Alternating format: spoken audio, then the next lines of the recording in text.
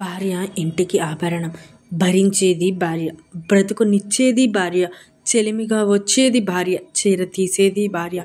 ఆకాశాన సూర్యుడు లేకపోయినా, ఇంట్లో భార్య లేకపోయినా అక్కడ జగతికి వెలుగు ఉండదు. ఇక్కడ ఇంటికి వెలుగుండదు. భర్త వంశానికి సృష్టికర్త. మొగుడు అంశానికి మూలకర్త. చెంగు తీసి మూతి తుడిచినా ముడిచినా తనకు లేరు ఎవరూ సాటి.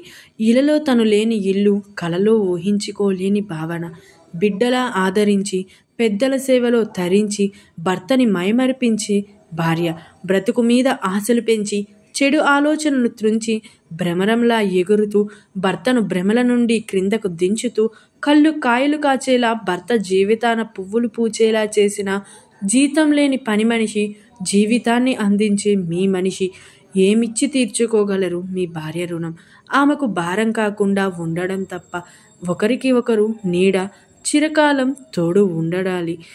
బిడ్డల బాధ్యతలు తీరాక వృద్ధాప్యంలో నూతన వసంతం, నీడ, తోడు, బంధం. అదే భార్యకు మీరిచ్చే విలువైన ఆభరణం.